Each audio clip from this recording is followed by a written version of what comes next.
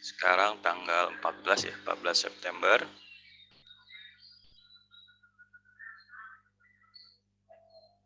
Saya minta di awal seperti biasa kita interaktif, video on kalau bisa. Kuliah kita hari ini adalah pengujian dan pengawasan ban ukur dengan menggunakan komparator 20 meter. Kita harus mengetahui klasifikasi, kemudian konstruksinya, sifat umum, dan cara pengukurannya. Oke, sekarang total ada berapa orang ya? 52 orang. Ahmad Novandi. Hadir Pak, ada Pak. Iya Pak. Sudah pernah tahu ban ukur itu? Ban ukur belum pernah Pak.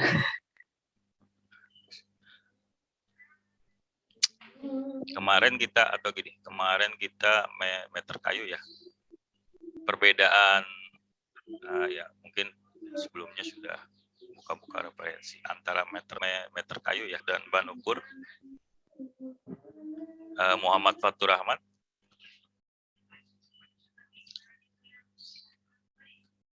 Persamaannya kan dia sama-sama mengukur jarak di antara dua titik ya.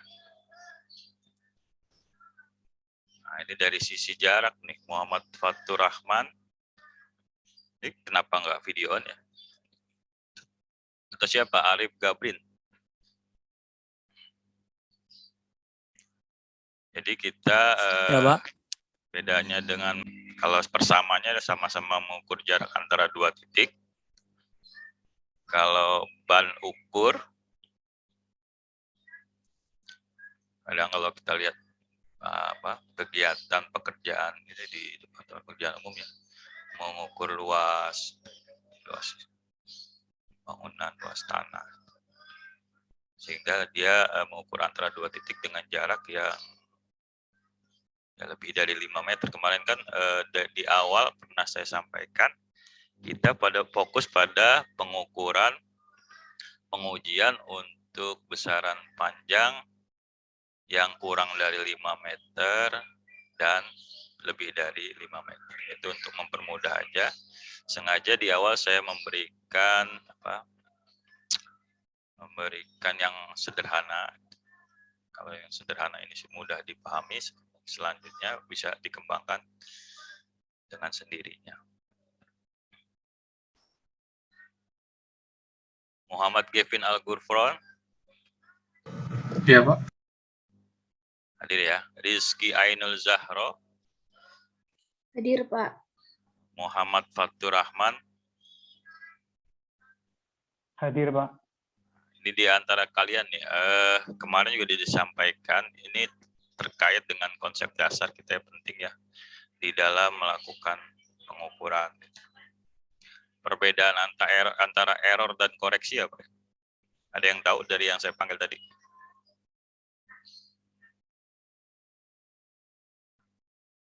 Aryananda Putra tahu?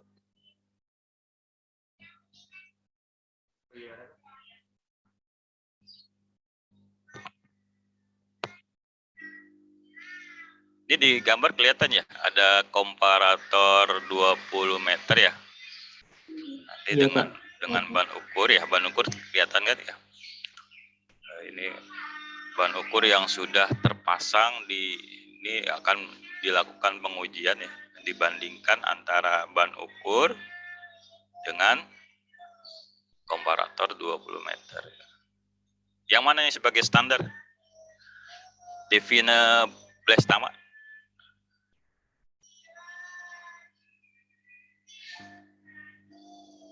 Gimana tadi, Pak? Di sini dari gambar kan jelas ya, ada dua alat ukur gitu, yaitu instrumen ukur apa alat ukur nih, antara komparator 20 meter dan ban ukur. Yang mana yang dijadikan standar ya?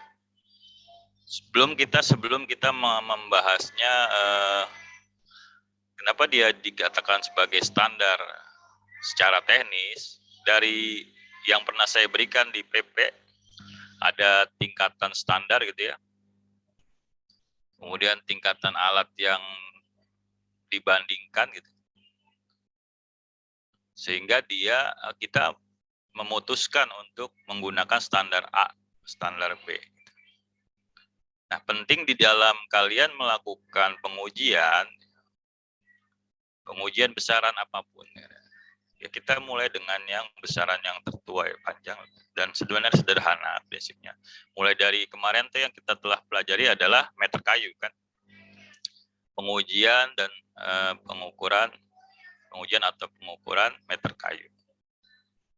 Dibandingkan dengan standar komparator sidang. Dipilih karena komparator sidang karena mulai dari spesifikasi teknis, kekuatan bahan, metode, ada beberapa sisi, beberapa faktor, aspek, sehingga dipilih yang kemampuannya lebih baik sebagai standar. Yaitu kemarin itu apa? Nah, coba, ada yang bisa bantu? Kemarin apa? Gimana ini baru sehari ini, baru seminggu ya?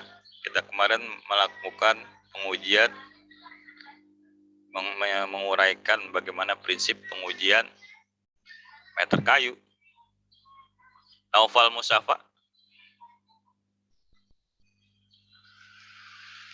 Coba video on.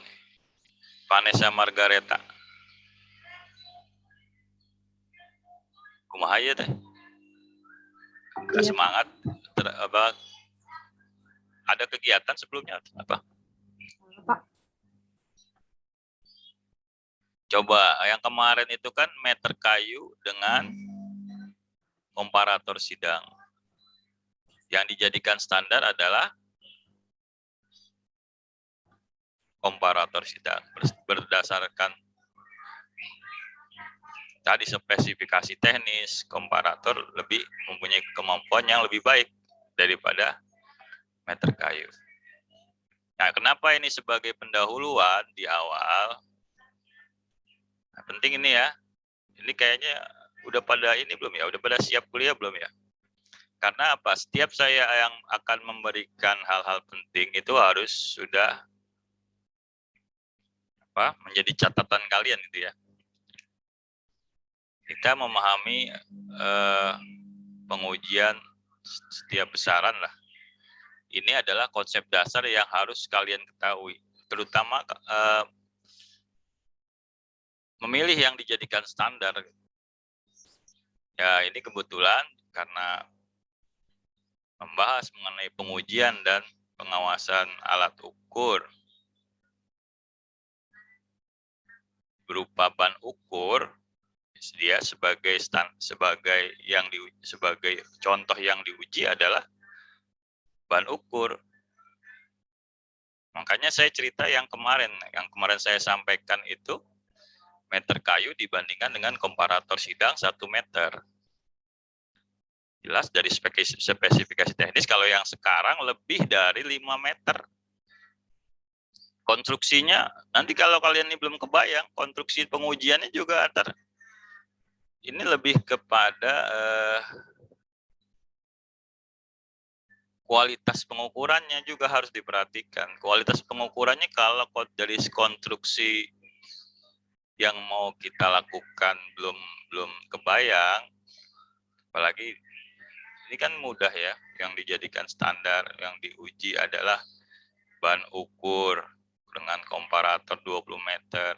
Jadi kalau ditanya antara error dan koreksi, dengan pengertian bahwasanya koreksi adalah standar dikurangi penunjukan alat, dihasilkan sebuah pengukuran, dia terkoreksi berapa apabila dibandingkan standar dengan penunjukan alat. Kalau kesalahan ya penunjukan alat dikurangi standar. Berarti kita harus mengetahui konstruksi yang mau dibandingkan gitu kan. Yang mana yang dijadikan standar sehingga tidak tertukar antara koreksi dan error.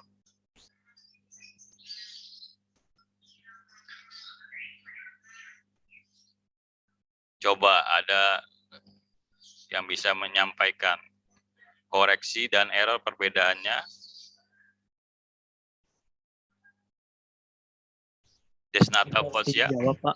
Ya, iya jangan diem aja. Ini biasanya video on ya.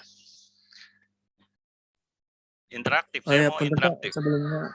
Enggak. Sebelumnya saya sinyalnya, Pak, jadi takut putus-putus. Error sama koreksi ya, Pak? Ya, Kalau error teh kalau nggak salah itu perbedaan dari nilai hasil pengukuran sama hasil yang sebenarnya dari objek yang diukur. Kalau koreksi itu ngeperbaikin hasil error tadi, Pak. selisih? Dua-duanya sama Kalau arti selisih sama nggak dua-duanya? Kita mencari selisih. Kalau Oke. selisih Ya. Beda, Pak. Kalau selisih sama error ya, Pak?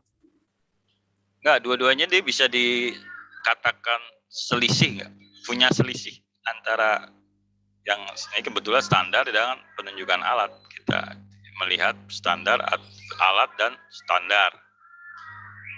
Kita lihat selisihnya dari yang dibandingkan.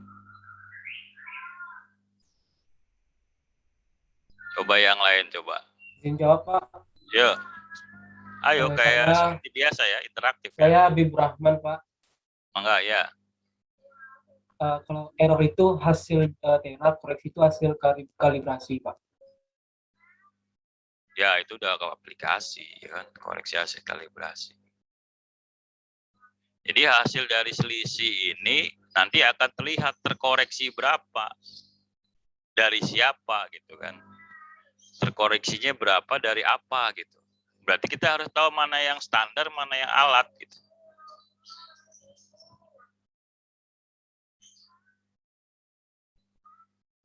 Standar diharapkan dia dapat memperlihatkan bahwasannya alat terkoreksi berapa. Selisih pengukuran sehingga kita menyesuaikan standar ya, sehingga terkoreksi berapa dari standar gitu. Lebih atau kurang. Ya, acuannya ya standar kan. Nah, jadi kalau nilai besarnya selisih sama nilai antara koreksi dan error. Cuma lebih point of view-nya tadi. Kalau dari aplikasi koreksi kita mengkalibrasi nih. Berarti yang dijadikan acuan standar. Ya. Kalau di alat kita cari kesalahan seberapa sih kesalahan daripada alat sih. Kalau dibandingkan dengan standar, nah, itu harus dimaknainya seperti itu. Sehingga nanti dua alat yang berbeda ini, dua alat yang berbeda spek, berarti kan nanti kalau udah dibandingkan dengan dua alat, spek teknisnya udah beda. Konstruksinya bisa dia pengukurannya dengan menggunakan besaran listrik atau tidak. Ini kebetulan sama nih, dari sisi konstruksi tidak berbeda jauh. Tapi pasti ada perbedaan. Sehingga muncul pasti karena dua bahannya berbeda. Nah, konstruksi itu bahan materialnya juga kan. Ada koreksi suhunya. Kalau di konsep pengukuran besaran panjang itu adalah dilihat dari koefisien muai bahannya, sehingga ada koreksi suhu. Ini penting nih, di awal ini harus kalau secara hakikat, jadi secara esensi daripada pengujian ini di awal dulu dipahami. Sehingga kalau kalian membandingkan dua alat ukur, dua instrumen ukur atau sebaliknya, instrumen ukur dengan alat ukur. Kalau terkait dengan konstruksi yang menggunakan pengaruh signifikan dari penggunaan bahan dari bahan alat ukur tersebut, ini alat ukur ya, dia akan punya koreksi karena ada konsep pemuaian, baik standar maupun alat ukur yang dibandingkan. Nah, contoh yang kalau di pelayanan itu saya lebih kalian juga harus familiar ya. Kalian juga seolah-olah ikut di dalam sebuah kegiatan pelayanan pengukuran. Contoh ban ukur itu yang 20 meter kan gulungannya panjang bisa ditarik, itu kita mau uji. Kita mau uji seberapa akurat dia kalau dibandingkan dengan standar gitu kan. Seberapa kesalahan dia, penunjukan alat tes kesalahan seberapa besar. Nah, itu konsep itu dulu. Sementara yang kita tahu semua mempunyai faktor terkoreksi oleh suhu karena ada pemuaian tadi. Koefisien muai bahan. Berarti nanti panjang yang terbaca, baik itu kemarin yang lebih mudah. Kenapa saya ambil contoh mulai sederhana meter kayu kompara. Meter kayu itu ban ukur, saya ambil contoh. Yang kalian bandingkan, misalnya kalian melakukan pengukuran ya, anggap penggaris yang dari plastik. Kalau ini meter kayu, yang terbaca di pengukuran kalian itu masih terkoreksi. Misalkan meter kayu 1 meter terkoreksi 0,1 mm. Kalian di pengukurannya ditulis berapa? 1 meter. Ya enggak, kan dia terkoreksi. Setelah dihitung faktor koreksi suhunya, setelah dihitung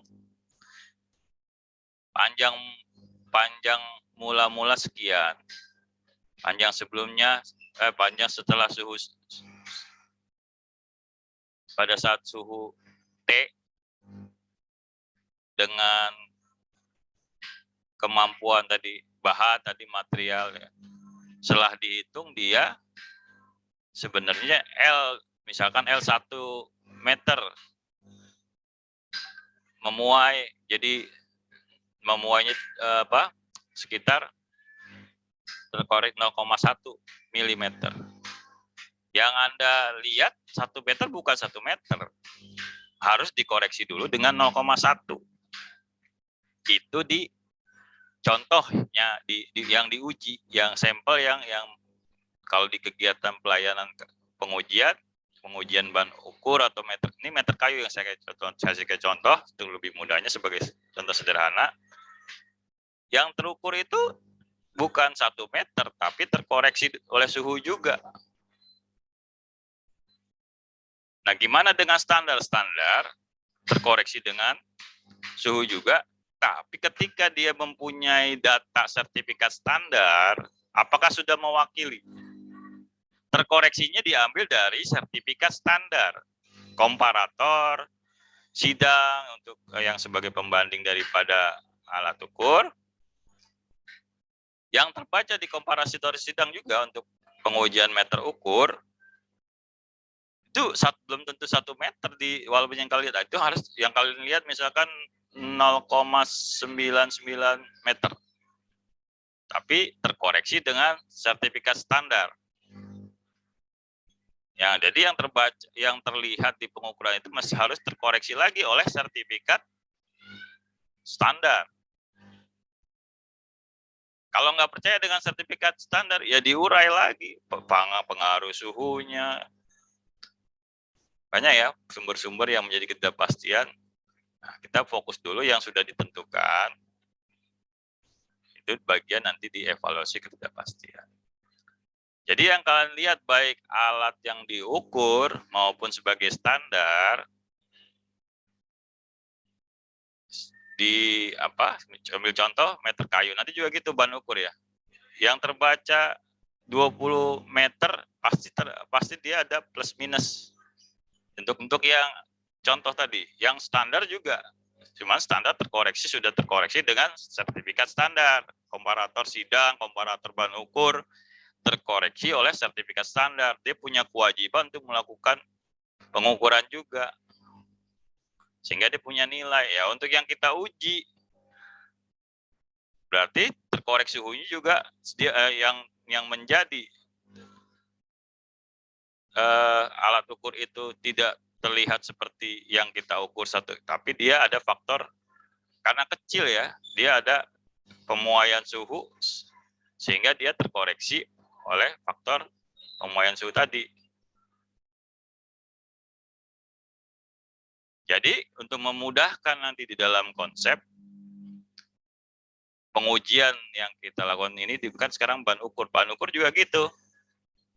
Saya ulangi lagi, komparator 20 meternya punya terkoreksi dengan sertifikat standar karena dia dilakukan pengujian sebelumnya, mempunyai nilai pengaruh dari pengujian sebelumnya. Kalau yang bahan ukurnya, karena dia prinsip kekuatan bahan tadi, karena dia konstruksinya dan memerlukan material yang panjang. Nanti kalau elektrik beda lagi nanti, faktor koreksinya apa aja. Biasanya ya panjang, volume, itu semua pasti. Faktor koreksi suhu itu menjadi hal penting yang mempengaruhi pengukuran yang di contoh ini. Sehingga untuk memudahkan, pertama kita melihat koreksi penunjukan yang tanpa pengaruh tadi, pengaruh dari konstruksi standar maupun alat. Jadi nanti ada koreksi penunjukan baik alat dan baik sampel uji yang diuji dengan standar, ada koreksi. Nanti ada koreksi dari komparator, itu punya koreksi karena dia dilakukan pengujian. Nanti ada koreksi dari kekuatan bahan yang diuji, dalam hal ini adalah konstruksinya kan dengan material baja, kalau bahan ukur juga baja gitu. Ada juga bahan ukur non baja nanti, tergantung contoh uji yang datang, yang mau dilakukan kegiatan pengukuran. Sehingga koreksi total adalah koreksi total tadi yang kalian ukur, yang kalian bandingkan, yang perlu dilihat koreksi totalnya. Nah, itulah hasil daripada pengukuran. Tinggal nanti arahnya, kalau di point of view untuk melihat kesalahan alat, error, ada BKD-nya nanti plus minus berapa. Kalau meter kayu 1 mm untuk tera ulang 2 mm. Kalau bahan ukur sekitar tadi ada datanya 4,6 mm kalau nggak salah. Nah, sampai di sini jelas ya? Bapak, Ada yang masih izin. bingung? Ya, tanya kalau masih belum bingung. Ini di awal. Enggak? Berarti kalau ada pengujian alat ukur gitu sama standar, ada pengujian koreksinya dulu gitu ya Pak? Kayak melihat dulu itunya, konstruksinya, sama ada faktor-faktor koreksinya. Jadi itu harus diuji dulu begitu Pak? Ya, ini siapa nama? Saya ini ya, benar ya, kalau yang aktif itu akan ada tambahan nilai khusus. Ya, harusnya nggak perlu disuruh. Silakan. Ini siapa tadi? Faza Pak. Faza. Min 2. Ada yang mau komentar, Ahmad Nopandi? Sependapat itu? Mungkin masih sependapat sama Faza, Pak. Jadi saya memberi analogi gini, kalian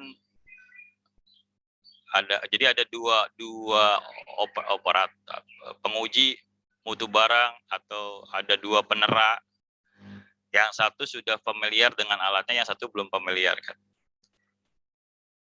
Apalagi yang baru melihat alat tersebut.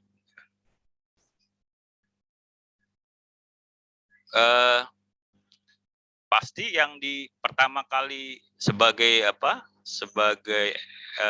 seorang penguji, nanti kalian udah sebagai profesi penguji ya, kalian harus selalu memikirkan kualitas pengukuran yang nanti akan dihasilkan. Bagi orang yang baru mengenal tapi dia udah tahu ilmu tentang pengukuran kan, kita harus melihat apa yang dibandingkan, pasti akan ke sana tanpa harus apalagi sudah ada aturan undang-undangnya kan. Ini metroli legal itu semuanya ada persyaratan aturan yang harus kalian pahami. Kalau orang yang belum masuk sebagai profesi penguji mutu barang, penerak, tapi dia tahu konsep teknik pengukuran karena dia pernah kuliah atau belajar di bidang itu, dia akan selalu melihat bagaimana ya kualitas pengukuran saya gitu. Dipercaya apa enggak. Ya pasti dia akan melihat poin-poin penting dari pengukurannya kan. Alat yang dibandingkan apa dengan apa, konstruksi umumnya bagaimana, spesifikasi teknisnya bagaimana.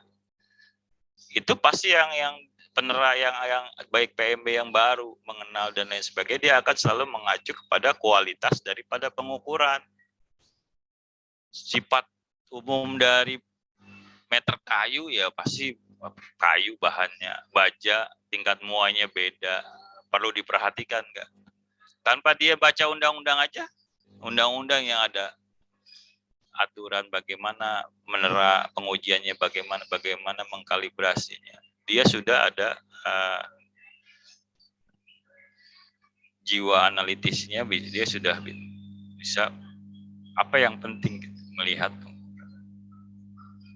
Apalagi terkait dengan prinsip kesepakatan internasional.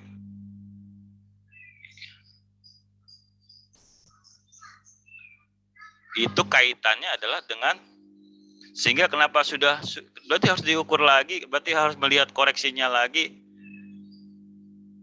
Kalau orang sudah mengikuti kesepakatan internasional, alat yang kita jadikan standar punya kewajiban harus sudah dikalibrasi.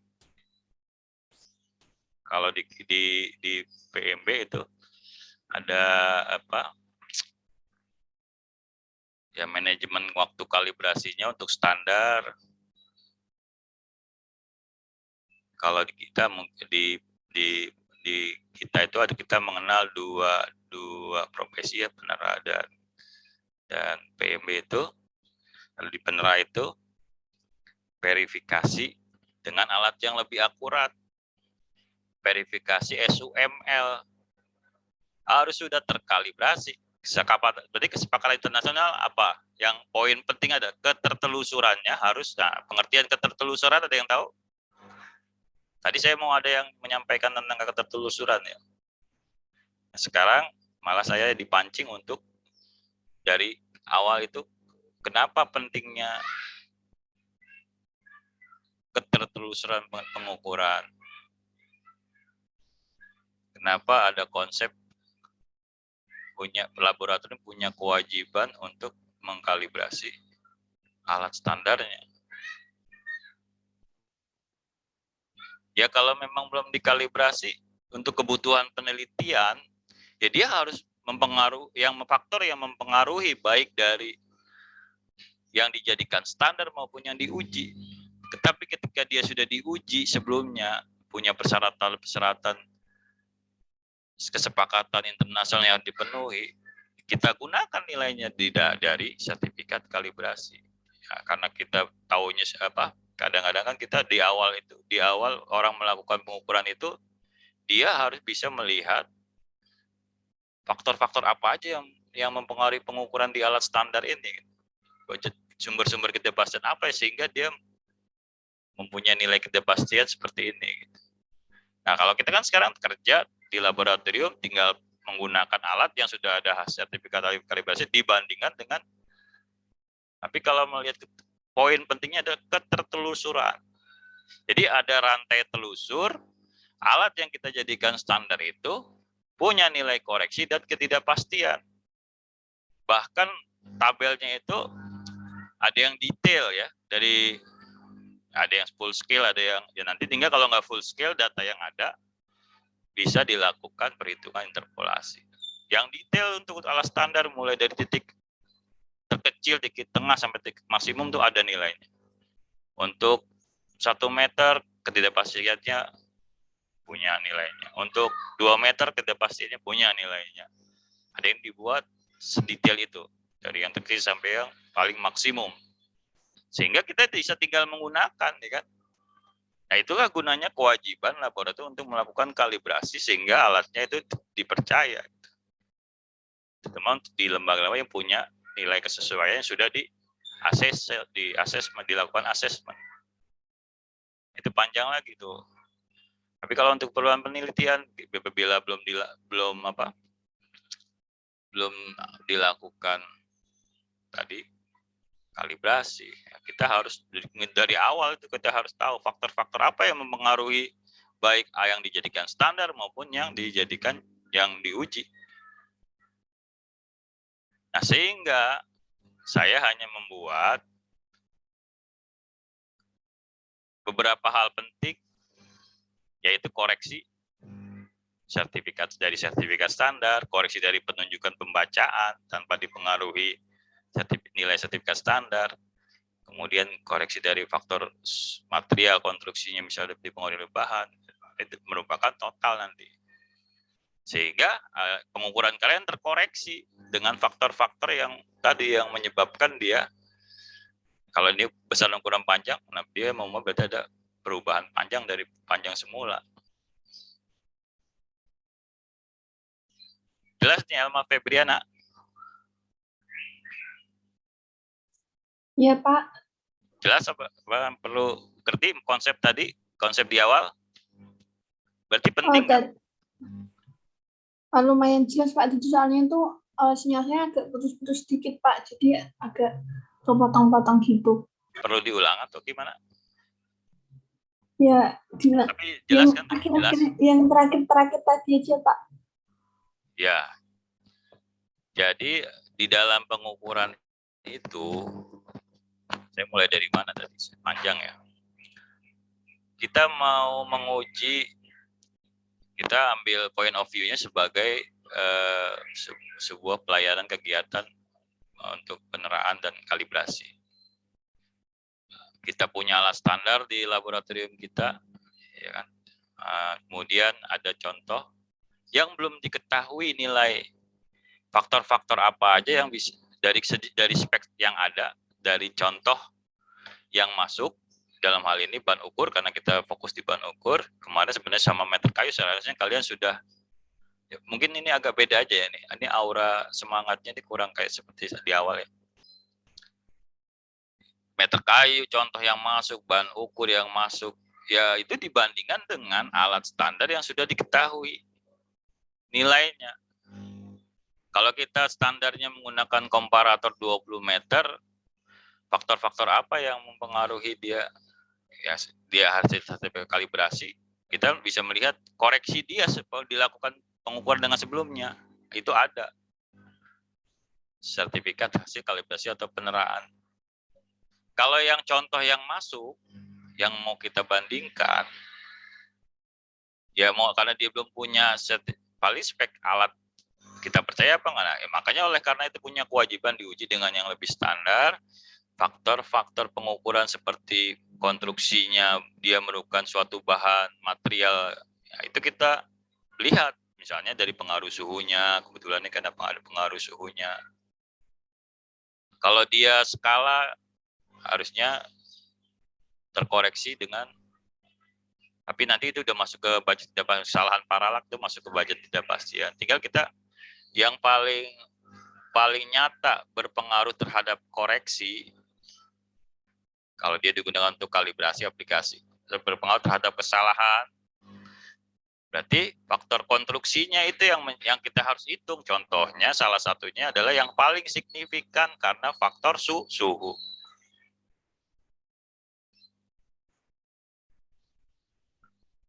Ini slide-nya udah saya kasih contoh dengan alat-alat yang berbeda-beda lagi nih.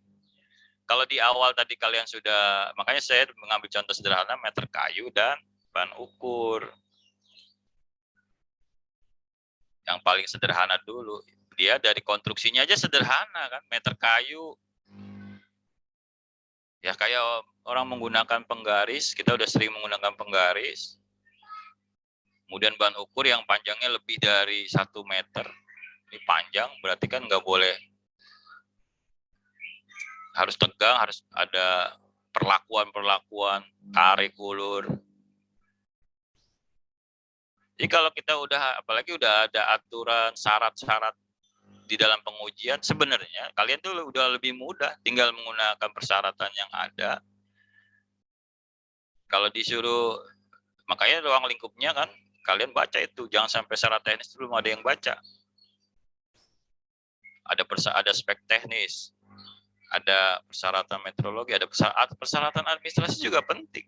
Sebelum kalian menguji, membandingkan, ini alat sudah sesuai dengan alat yang pada umumnya tidak, skalanya sudah sesuai yang pada umumnya tidak. Jangan orang buat produksi alat ukur dengan skala, kalau meter kayu atau bahan ukur, mudah terhapus. Kalau memuai dia mudah berubah. Itu secara pemeriksaan sebelum pengujian, kita seharusnya sudah secara fisik, pengamatan fisik sudah bisa dilihat. Nah, itu kan kalau kita ngikutin syarat-syarat teknis yang sudah dalam bentuk aturan tentang legal gitu. Kalau saya lahir bukan dari dunia aturan yang sudah ditetapkan dalam undang-undang.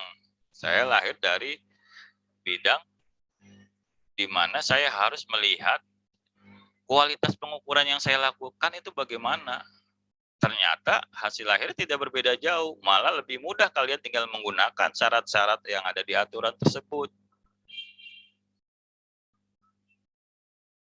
Kalau mau diurai tadi pertanyaannya kan, Pak, berarti kita harus mengukur juga dong, mencari koreksinya juga dari, kan sudah ada kalau di laboratorium yang sudah standar, ada kewajiban dia melakukan kalibrasi alat standar, punya nilai yang bisa kita jadikan.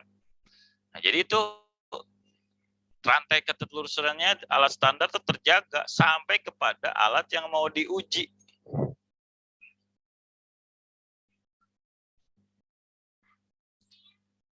Jadi konsep di awal harus matang dulu nih, konsep error dan koreksi ini.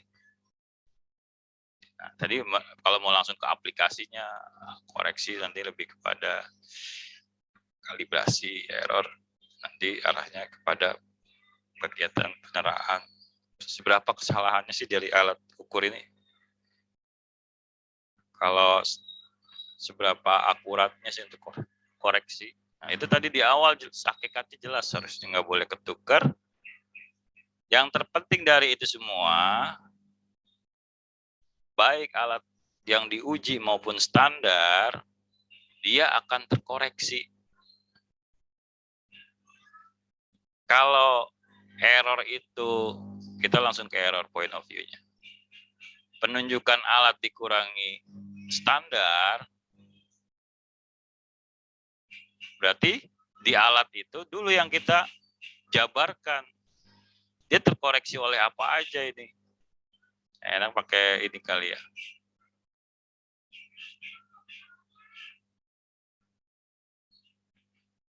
Coba saya gambarkan pakai pen. Kita fokus di error. Error itu ada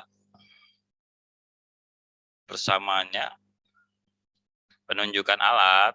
Saya mempermudah aja, langsung alat A, saya beri simbol A, alat dikurangi standar.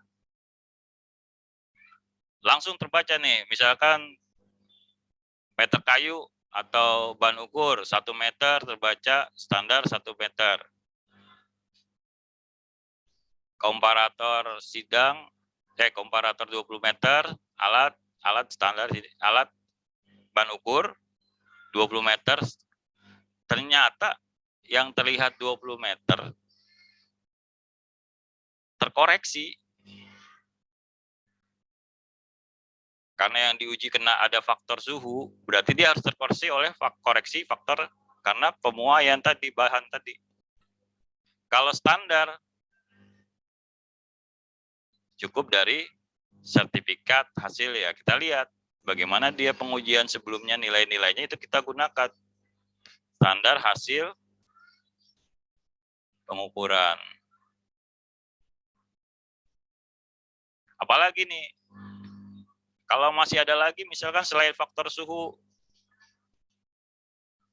ini dihitung dulu. Jadi yang terkoreksi oleh suhu, ada lagi nggak di alat?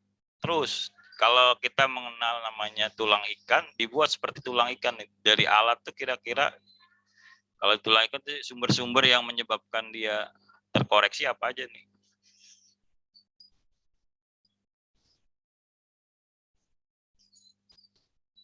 Alat punya yang menyebabkan dia terkoreksi tadi udah jelas suhu.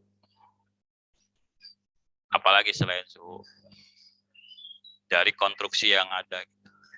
Kalau arahnya ke BKD aja, error aja, mungkin kalau arahnya ke ketidakpastian bisa kesalahan paralak. Banyak gitu poin-poinnya di sini. Bisa keberulangannya, hasil pengukuran berulang. Kalau arahnya ke evaluasi ketidakpastian. Begitupun di standar punya. Kalau kita mengenal prinsip teori tulang ikan ya, standar itu sendiri yang kalian baca terukur kan mudah ya, penggaris misalnya kalau kalian melakukan pengukuran dengan penggaris 30 cm ini. Apakah itu yang ditunjukkan? Kalau di prinsip pengukuran kegiatan penerapan kalibrasi dia harus memandangnya seperti ini. Jadi alat tuh masih ada faktor terkoreksi oleh suhu standar dari sertifikat standar, hasil sertifikat standar. Jadi rumusnya berubah ya, error itu nggak cuma A minus, tapi alat ada plus, tergantung dia terkoreksi lebih apa terkoreksi kurang ya. Faktor koreksi kita lebih enaknya memudahkan faktor koreksi alat. FK aja, FK.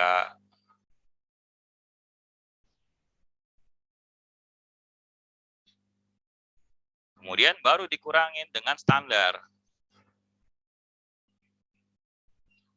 Standar itu juga terkoreksi dengan faktor koreksi dari standar apa aja. Karena dia udah punya sertifikat kalibrasi.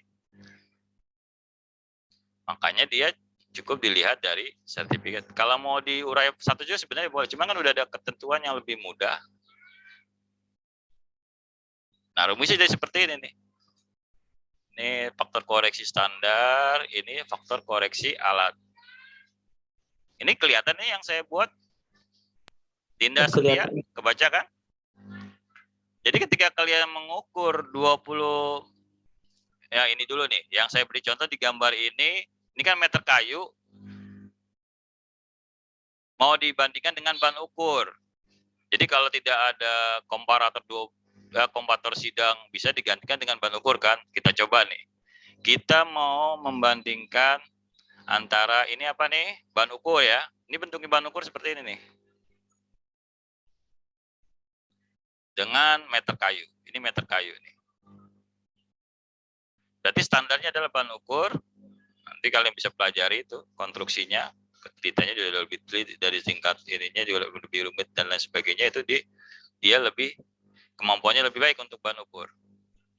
Nah, seharusnya memang pakai komparator sidang ini. Kalau tidak ada komparator sidang, kita menggunakan ban ukur. Kalian kemudian dibentangkanlah kesejajaran antara meter ukur dan ban ukur. Dilihat titik nolnya sudah sesuai. Dapat kalian misalkan di alat itu nggak 1 meter, 0,95 meter misal. Tergantung penelitian ini, saya ambil contoh asal aja.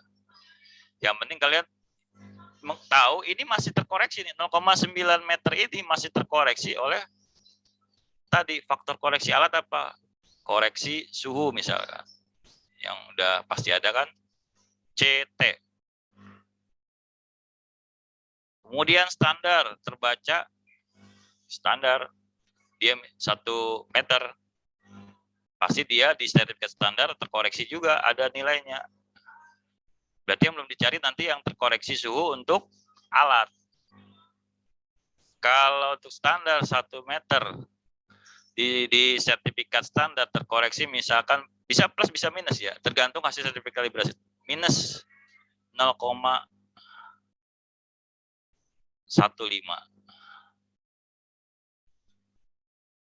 Misalkan kalian baca nih ya. Kebetulan tertera dia untuk 1 meter dia di sertifikat minus 0,1. Tapi kalau misalkan di sertifikat kalibrasi nggak ada 1 meter, misalnya dia tertera 0,5 meter atau 2 meter, bisa diinput interpolasi. Sebenarnya penunjukan 1 meter itu dia koreksinya berapa bisa dicari secara matematis. Ini karena kebetulan di sertifikat kalibrasi sudah tercatat 1 meter itu dia koreksinya untuk karena tertelusur kan, ya itulah rantai telusurnya kelihatan. Oh, dia minus 0,15. Ini bisa diambil dari sertifikat kalibrasi. Kalau faktor koreksi suhu panjangnya ini L berubah dari L0 ke L karena faktor koreksi kan ke L karena ada faktor koreksi suhu. Misalkan ini panjang mula-mula sekitar hasilnya adalah positif, lebih kalau memuai pasti berkurang, menyusut minus, bisa juga ini apa, jadi bengkok lebih panjang juga bisa ya. Oke, ambil contoh atau plus dan minus bebas. Kita ambil contoh misalkan 0,10.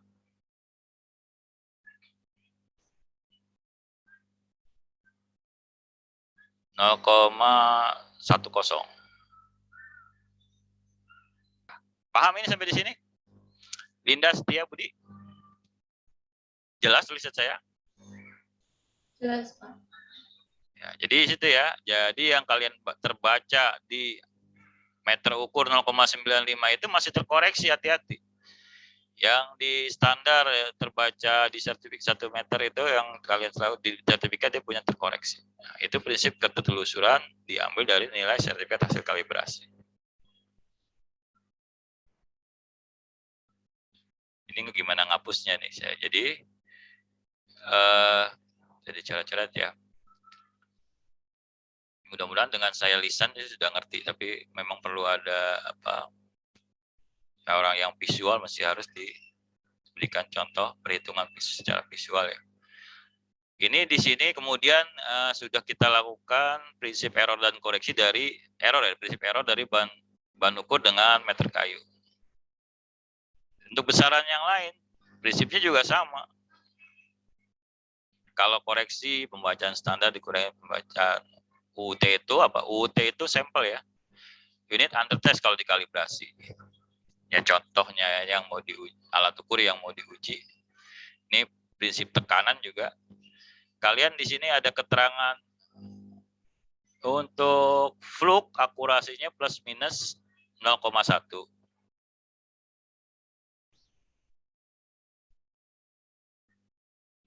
Yang ini plus minus, ini konstruksinya beda ya. Ini pressure yang udah pressure untuk yang analog 1, berapa ini? Kecil ya, kecil sekali, 2, ya. Intinya apa? Ini akurasinya lebih buruk, lebih baik ini yang dijadikan standar yang mana? Itu harus kalian tahu nih. Kalau ada alat contoh datang kalian, jadi sudah dengan spesifikasi teknis uji UT-nya atau sampelnya berapa, lihat tingkat akurasinya. Tingkat akurasi ini kalau plus minus notasinya sama dengan ketidakpastian ya. Berarti yang dijadikan standar kalau dia ingin menunjukkan koreksi adalah yang akurasinya kemampuannya lebih baik. Hati-hati, akurasi itu ada dua, ada yang plus minus, ada yang ke arah readability yang tidak plus minus ya. Dari ketelitian juga bisa, lebih teliti mana gitu. Nah, di sini kebetulan diberi keterangan akurasi daripada fluk ini yang digital pressure-nya, dia akurasi plus minus kecil nih ya. Intinya lebih baik sih. Nah, sekarang untuk yang jangka sorong digital nih, ini ada akurasi plus minus berapa ini? Nah, coba mana yang dijadikan standar? Itu dulu. Jadi kalau kalian melakukan pengujian, kalian harus tahu mana yang lebih akurat, mana yang kemampuannya lebih baik. Kan tadi di awal di pendahuluan, kenapa saya di pengantar kuliah dulu yang awal sekali? Kenapa kita ada yang masih ingat? Kita tahu perbedaan antara point of view penerahan dan kalibrasi. Karena dia sama, penerahan dan kalibrasi adalah yang dijadikan yang punya kemampuan yang lebih baik. Berarti kalian tanpa ini kalian sudah harus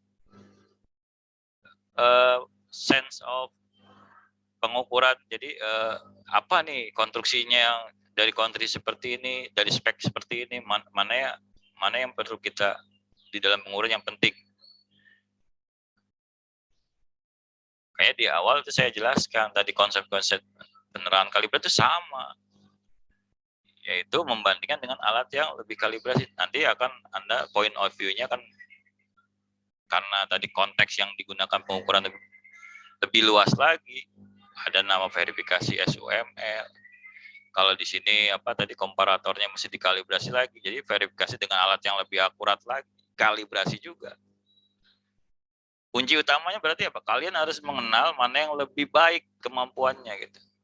Nah, kalau kebetulan di peneran sudah jelas alatnya apa. Kalau kalian masuk di pengukuran lebih global lagi, kalian harus dengan alat yang ada, kalian harus bisa melihat mana yang kemampuannya lebih baik nih dari spek yang ada. Oke, dari spek pabrik dulu. Kalau dia punya sertifikat hasil kalibrasi kan lebih dipercaya dari sertifikat hasil kalibrasi kan daripada yang di pabrik. Lihat lagi di sini kemampuan, ini contoh nih ada anak timbangan, kelasnya apa ini? Tingkat akurasinya 0, plus minus 0,1 gram. Sini cuma satu ini, mana ini? Kecil ya kelihatannya. Berarti yang dijadikan standar anak timbangan ini nih. Karena tingkat akurasi lebih baik daripada timbangan. Sehingga Anda bisa mahasiswa bisa menentukan bagaimana pengukuran error, dilihat error dan koreksi. Mana yang dijadikan standar, mana yang dijadikan. Itu harus sudah. Volume juga gitu. Dari bus, akurasi bus ini berapa? Kemudian meter air punya akurasi berapa? Sudah pasti lebih standar bus. Nilai akurasinya lebih baik. Baru kalian bisa melakukan mencari seberapa kesalahannya ya meter air ini. Saya punya standar bus. Bus ini juga ada prinsip muainya juga nih, faktor koreksi sama. Cuma nanti gini, kalian di lapangan itu yang membingungkan, cerapan itu. Kalau kalian udah mengerti konsep ini, cerapan itu di lapangan modelnya banyak, berbagai model, ada yang horizontal, vertikal gitu. Bagaimana perhitungan faktor koreksi suhu, kolom-kolomnya. Kalau udah tahu konsep pengukuran tadi dipengaruhi oleh apa, kalau di tulang ikan itu apa-apa aja mempengaruhinya, kalian bisa bikin sendiri cerapan itu. Ya kalau menggunakan punya instansi pelayanan yang udah ada, kalau keterangannya kadang-kadang mereka buat nggak jelas, ya ditanya di keterangannya kolom ini tentang apa. Jelas sampai sini ya?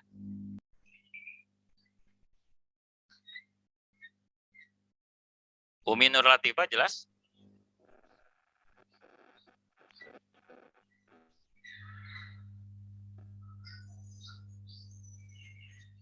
Ini udah pertemuan yang keberapa ini ya, harus tetap dijaga ya semangatnya ya. Saya senang di awal tuh kalian aktif ya.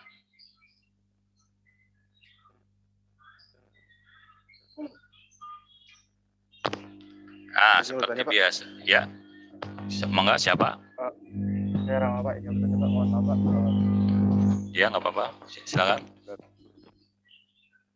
Ini Pak, tadi kan Bapak bilang standar itu ada yang di ini ya Pak, ada yang sudah diberikan ya gitu Pak.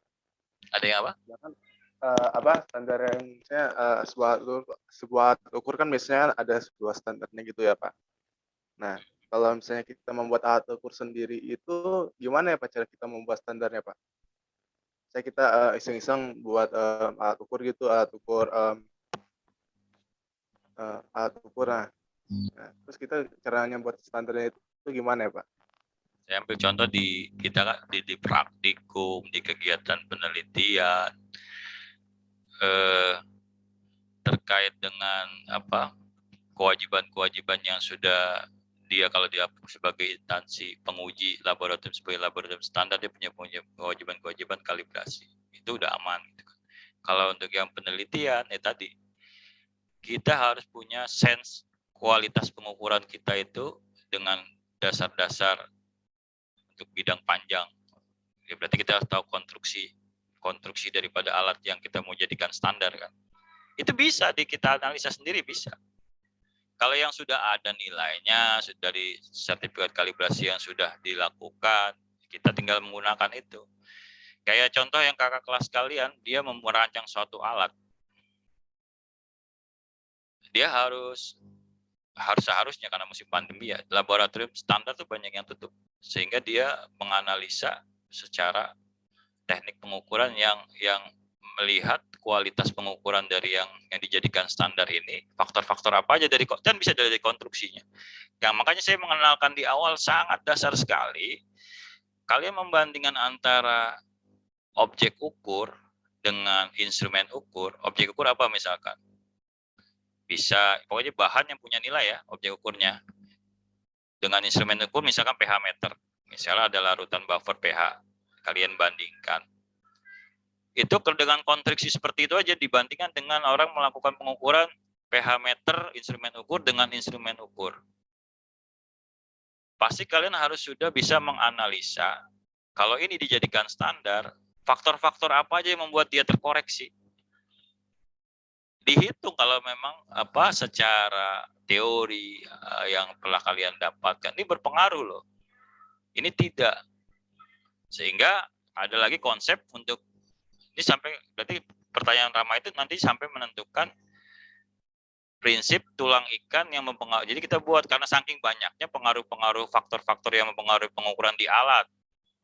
Misalnya ketidakpastian alat, misalkan karena alatnya dia punya nilai, kalau tadi kan objek ukur ya, objek ukur punya nilai ketidakpastian dari nilai ya ketika larutannya pasti dipengaruhi oleh suhu kan. Suhu berubah, nilainya pH-nya udah berubah.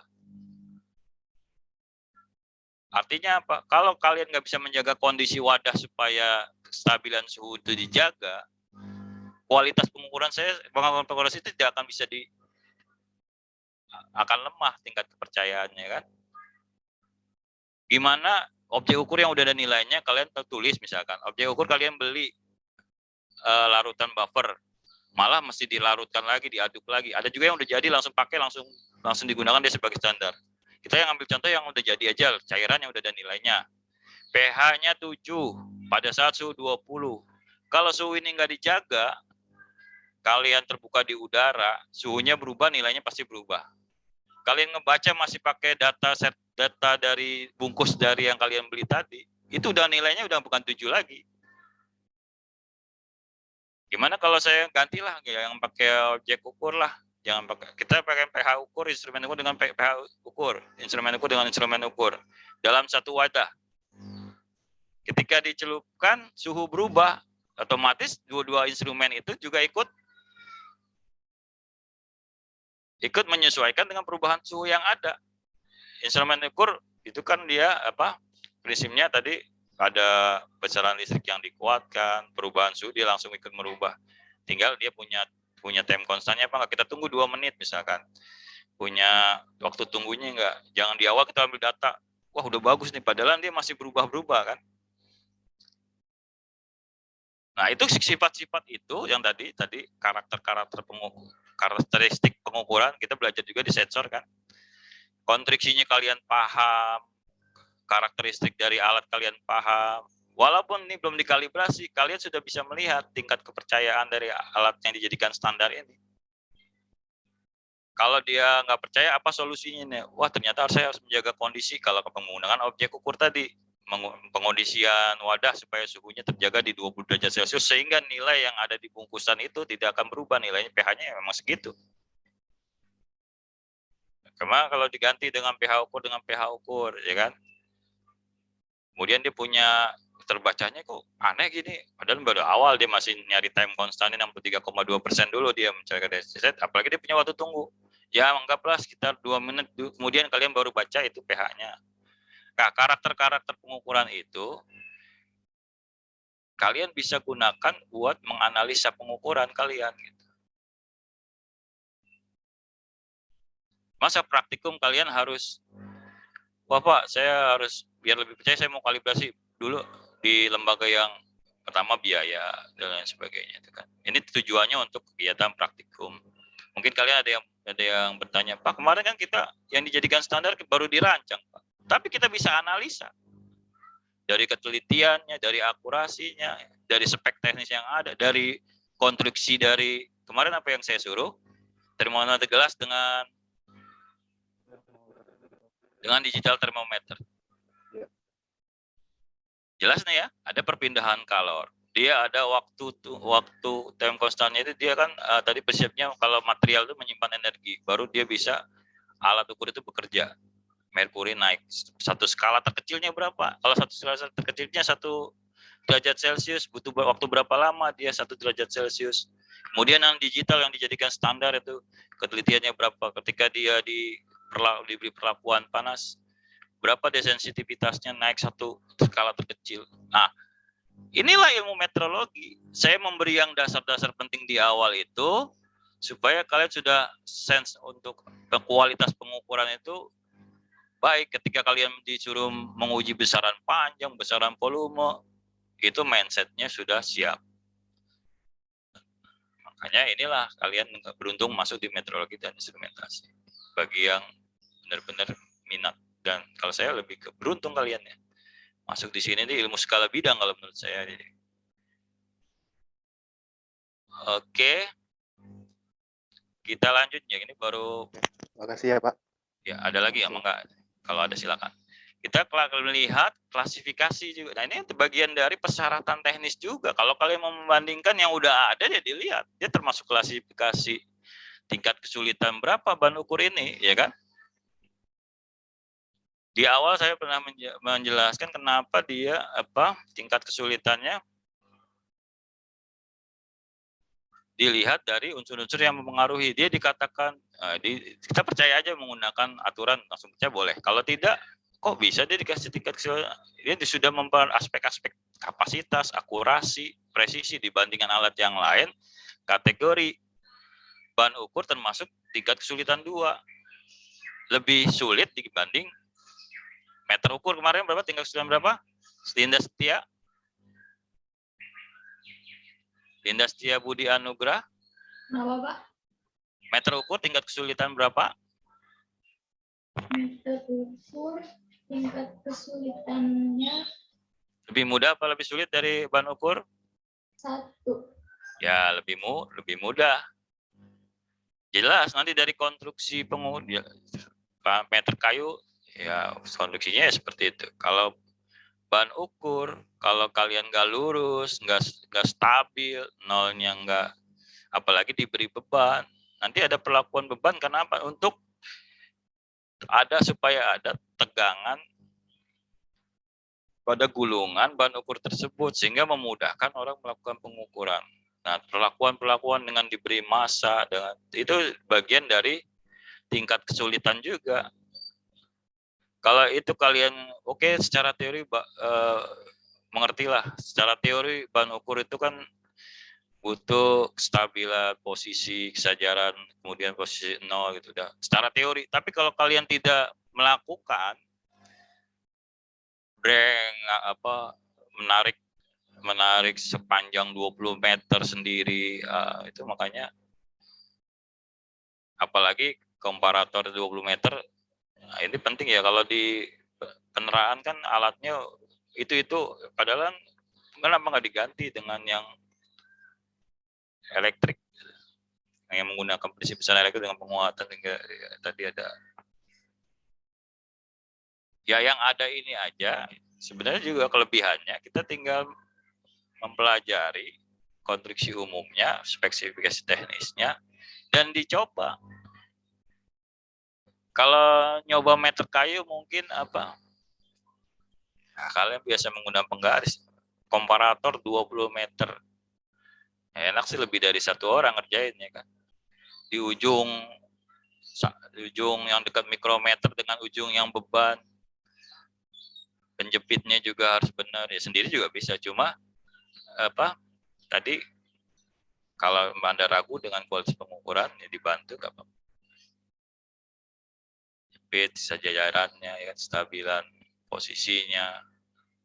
Nanti kita lihat bagaimana kalau dia ditarik, ada perlakuan ditarik, diulur. Kalau bahan ukur ada perlakuan ditarik dan diulur. Nah, kita kembali lagi nih. Bahan ukur dengan klasifikasi tingkat kesulitan 1 dan 2 dan klasifikasi tingkat kesulitan 2. Jadi ini yang aspek-aspek kenapa dia tadi tingkat kesulitan dilihat dari kapasitas, akurasi, presisi, konstruksi, instalasi, metode, standar, dampak, perhitungan dan keselamatan kerja. Ini aspeknya. Kita lanjut, kemudian klasifikasi tingkat sulit ketelitian 3 untuk bahan ukur dikalibrasi dengan komparator sidangnya nih gimana? Dia klasifikasi sebagai standar tingkat 4.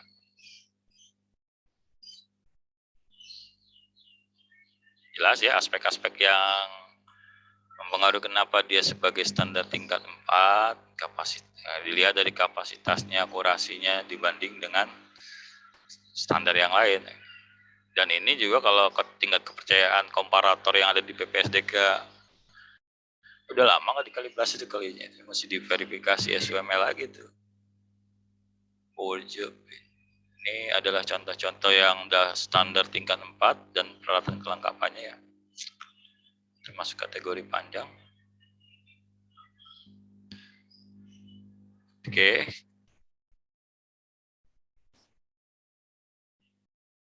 Konstruksi. Nah, berarti kita sudah mulai masuk fokus kepada konstruksinya bahan ukur. Kalau kemarin meter ukur. Dia ada istilah-istilah di dalam prinsip yang ada di bahan ukur. Sengkang dengan pegangan boleh juga. Nah, dalam hal ini tromol tempat dan digulung menjadi bagian dari kotak bundar. Engkol dibuat sedemikian rupa. Konstruksinya harus jelas ya. Ada engkolnya, ada sengkang. Jika ban diwa maka patria timah tidak boleh terlepas. Nah, itu jadi faktor apa?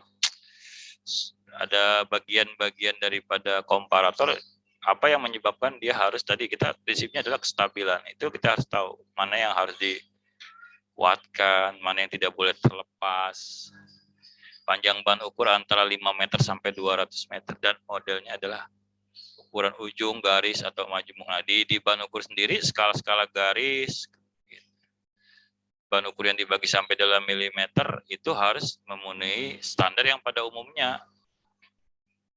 Maksudnya apa? Maksudnya UT itu juga harus memenuhi standar yang pada umumnya. Ada orang memproduksi bahan ukur mudah terhapus, skalanya mudah bergeser, suram, susah dibaca. Tidak ada artinya harus mengkilat. Ukuran bahan dalamnya sebagaimana tercantum di dalam tabel. Panjang ukuran pita ukur ada yang 5 meter sampai 200 meter ya. Lanjut. Ini juga sebenarnya kuis interaktifnya sudah di awal saya ganti dengan tadi kalian harus memahami mana yang dijadikan standar, mana yang termasuk UT dan apa. Perlu juga kalian melihat ada nggak sih yang seperti komparator 20 meter ini. Kalian lihat konstruksinya tuh. Dari gambar terlihat jelas panjang 20 meter. Dia sebenarnya itu ada apa? Dibagi 5 meter, 5 meter, 5 meter disambung, menyambung. Bagaimana konstruksi dia supaya tidak memuai. Jadi ada situ nanti kalau kalian lihat di laboratoriumnya itu konstruksinya jelas ya. Dia merupakan sambungan dari beberapa panjang, misal sekitar per 5 meter ya, 5 meter jadi 4, ada yang per 2 meter. Kalian juga mesti melihat konstruksi yang mirip komparator 20 meter. Apakah nanti faktor koreksinya sama atau enggak, bisa kelihatan dengan konstruksi yang berbeda. Kemudian dibandingkan dengan ya kalau komparator sidang 1 meter tadi kalau dihubungkan dengan tingkat kesulitannya tadi ya lebih sulit ini ya. Lebih sulit komparator 20 meter. Nanti ada perlakuan di sini ada beban ya. Di beban 5 kilo sama 10 kilo di ujung ini nanti kalau sudah dibentangkan ini yang ban ukurnya sepanjang 20 meter di sini supaya dia tegang diberi beban, perlakuan beban. Di sini bebannya ada 5 kilo dan kalau nggak salah 10 kilo ya. Tadi kita lihat di syarat teknisnya. Ya. Sini ada mikrometer untuk melihat tadi koreksi penunjukan. Kalau di sini tinggal dilihat dari koreksi penunjukan dari mikrometer juga sudah terbaca sebenarnya. Karena kan 20 meter itu bisa secara langsung apabila dia konstruksi pengukurannya juga stabil, sejajar, di titik nolnya juga dia tepat. Nanti ada perlakuan tarik ulur. Nah, berarti kalau disuruh membandingkan dari sisi konstruksi, percaya ya tingkat kesulitan lebih sulit daripada komparator 1 meter yang seperti ini. Itu esensinya di situ. Kemudian persyaratan tesisnya apalagi yang perlu diketahui? Bahan dan bagian-bagian bahan ukur. Ada bahan ukurnya baja, tahan karat, sengkangnya, kuningan, engkolnya, sampaknya, tromolnya, itu punya bahan-bahan itu juga pengaruh. Konstruksi secara umumnya juga pengaruh terhadap pengukuran. Terutama bahan ukurnya itu sendiri, baja, tahan karat. Karena dia sudah kalau standar sudah ada sertifikat kalibrasi, sudah dibandingkan dengan yang lebih standar, ketiga kita tinggal menggunakan aja. Komparator yang sudah standar itu punya. Kalau yang bahan ukurnya baja tahan karat ya, perlu dilihat muai baja ini tadi. Bahan ukur baja terdiri atas bahan baja. Bisa dibaca ini. Ada yang mau bantu saya nih, coba baca. Bahan ukur harus memenuhi syarat Noval Musafa. Bisa bantu saya? Iya, Pak. Baca ini. Persyaratan teknis, bahan ukur baja harus memenuhi, biar semua yang lain dengar. Bahan ukur baja harus memenuhi syarat pembuatan yang baik, berkesan baik, dan nampak baru. Salah satu bentuk atau model dari bahan ukur baja seperti terlihat pada gambar. Bahan ukur baja terdiri atas bahan baja tahan karat yang pada ujung permukaan ukuran atau garis nol dipasang sebuah sampak dengan tali pemegang, dan pada ujung garis panjang maksimum dipasang sebuah tromol yang dapat diputar dengan menggunakan engkol di dalam sengkang dengan pegangan. Bahan ukur dapat digulung mengelilingi tromol dengan jalan memutar tromol, dan engkol dapat dijungkitkan sedemikian rupa sehingga dapat mencegah pemutaran balik. Oke ya, situ ya, termasuk konstruksi apa aja Walia pasti kenal di dalam bahan ukur sih. Sengkang dengan pegangan boleh juga dalam hal ini tromol tempat dan ban digulung menjadi bagian dari kotak bundar. Nah, ini bagian-bagiannya juga ya. Ada ukuran bahan ukur baja sama ini, garis-garis skala angka-angka dan huruf dibuat mengkilat pada ban yang suram. Jadi harus jelas. Jadi dijelaskan di awal. Tinggal dibaca nanti. Selanjutnya coba konstruksi ini udah ya. Bahan ukur bahan bukan logam. Nah, ini jadi ada lagi untuk persyaratan teknis. Jadi bahan ukur ada dua ya. Konstruksi yang logam dan yang bukan logam. Bahan ukur bahan bukan logam harus memenuhi syarat pembuatan yang baik, berkesan baik, dan nampak baru. Bahan ukur bahan bukan logam terdiri dari sebuah ban yang terbuat dari fiberglass atau plastik, ataupun bahan bukan logam lainnya. Apalagi diberi perlakuan tadi ya, beban 5 kilo 10 kilo. Pada bahan ukur bahan bukan logam ini ujungnya dipasang sebuah sampak dengan tali pemegang, dan pada ujung garis panjang maksimum dipasang sebuah tromol yang dapat diputar dengan menggunakan engkol di dalam sengkang dengan pegangan. Buat menarik ulur ya kan. Ada perlakuan-perlakuan pengujiannya baik bahan ukur yang bukan logam maupun yang logam. Apalagi kalau bukan non logam ini, kalau suhu itu lebih mudah memuai. Bang yang baja agak kuat. Panjang bahan ukur bahan bukan logam antara 5 meter sampai 200 meter dan modelnya adalah ukuran ujung, garis atau majemuk.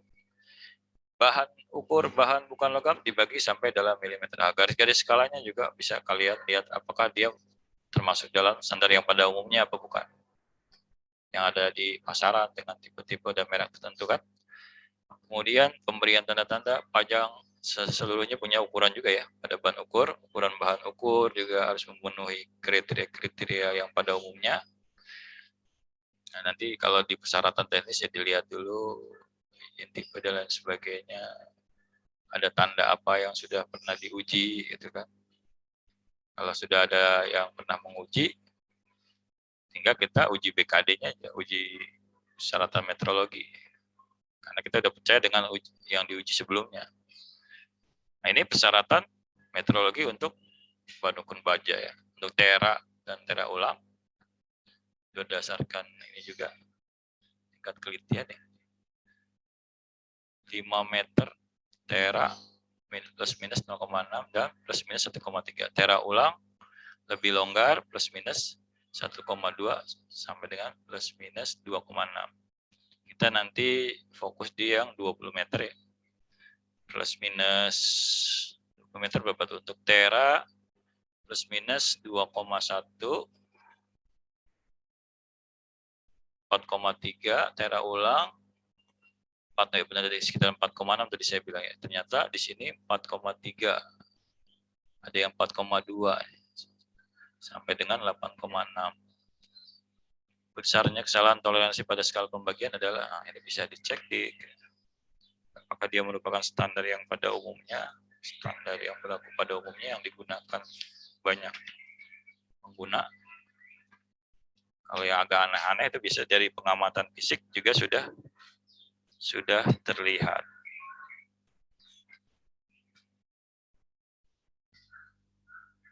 Ini ruang lingkup ini kalian harus paham ya, mulai dari persyaratan administrasi, spek teknis dari alatnya sampai persyaratan kemetrologian.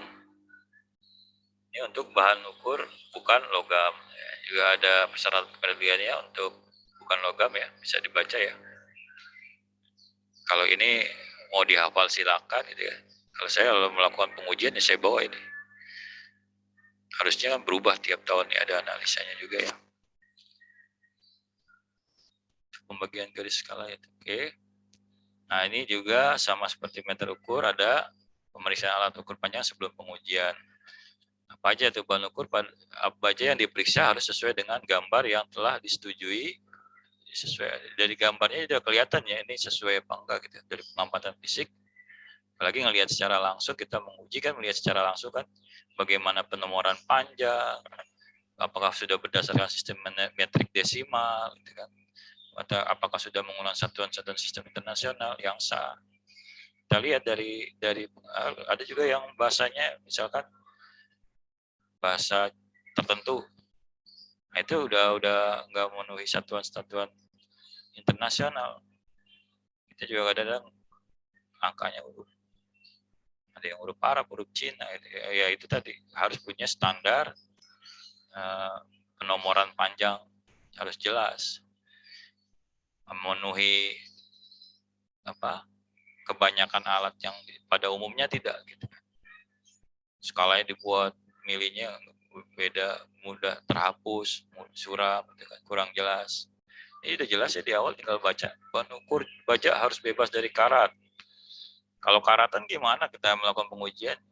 Kalau saya sih kadang-kadang kalau udah terlalu rusak, terlalu ini kan persyaratan. Nah, tadi saya gambarkan persyaratan kalibrasi sama peneraan. Kalau bisa ya seperti yang awal seperti pabrik atau pada saat dia historical dataset pengujian terakhir. Kalau udah lama, udah karat, udah ada yang kebaca, ada yang enggak di titik tertentu dia ada yang sudah hilang. Kalau saya udah nggak usah dikalibrasi, nggak usah ditera aja lah. Ya kasarnya seperti itu, tapi apakah masih bisa dihakal supaya bisa mudah dibaca? Jika itu karena itu merupakan persyaratan ya tadi. Persyaratan ya kalau kalibrasi peneraan ya alatnya harus beda dengan pengujian produk helm dirusak dulu, ditumbuk jika kekerasan kan. Kalau kalibrasi sama peneraan ya sesuai dengan setting semula, jangan dirusak. Kalau udah karatan, skalanya udah nggak kelihatan, kita bilang itu bagus, padahal kita bacanya udah salah, karena tadi udah nggak sempurna lagi bentuknya itu bahan ukur.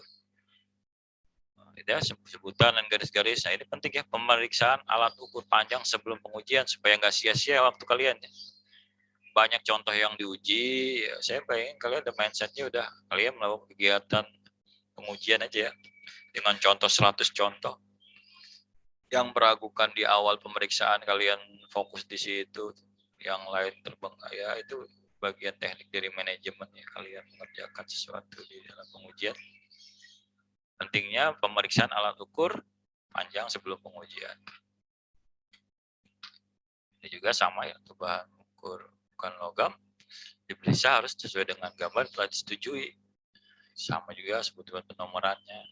Kalau yang bukan non logam ini lebih ini ya, bukan logam ini lebih mudah rusak. Kalau bahan baja agak lebih kuat, tapi ya tetap coba dicek. Bahan baja juga bisa, sudah berkarat sulit digunakan juga ada.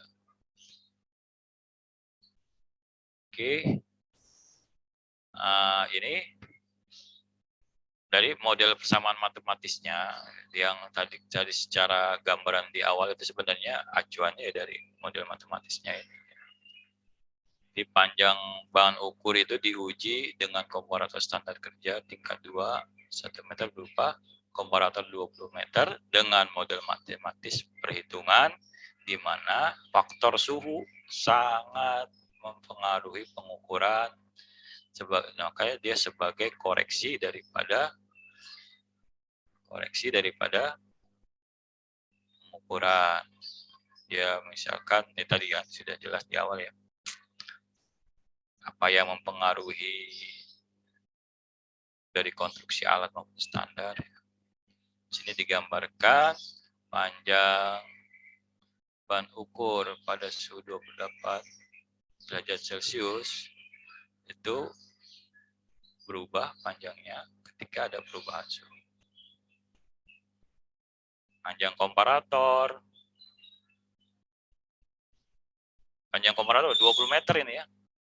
Ini saya cuplik aja ya, cuplik dari meter kayu ya.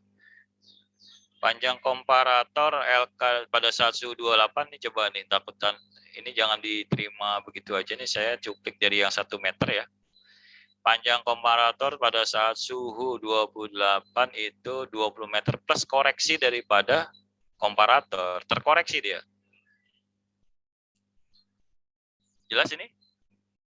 Coba.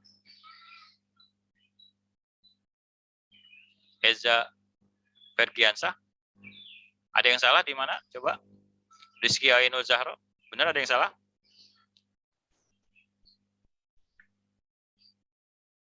Ini ya. Yang panjang. LF. Ini harusnya 20 meter ya.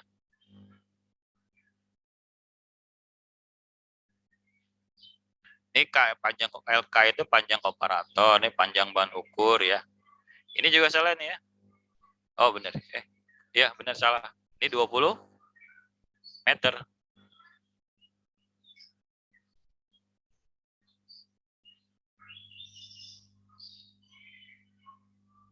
Jelas nih ya. Ini saya cuplik dari persamaannya sama aja antara karena dia pengukuran panjang dipengaruhi oleh muai suhu ini.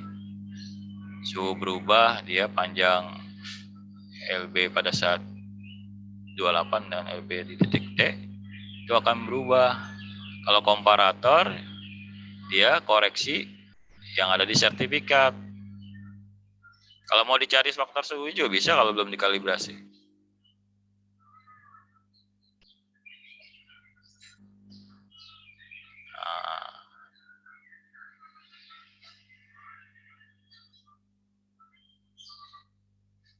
Kemudian panjang bahan ukur, panjang komparator. Jadi substitusi ya, jadi persamaan pada saat pengukuran panjang bahan ukur di suhu 28 ya, ada perubahan suhu.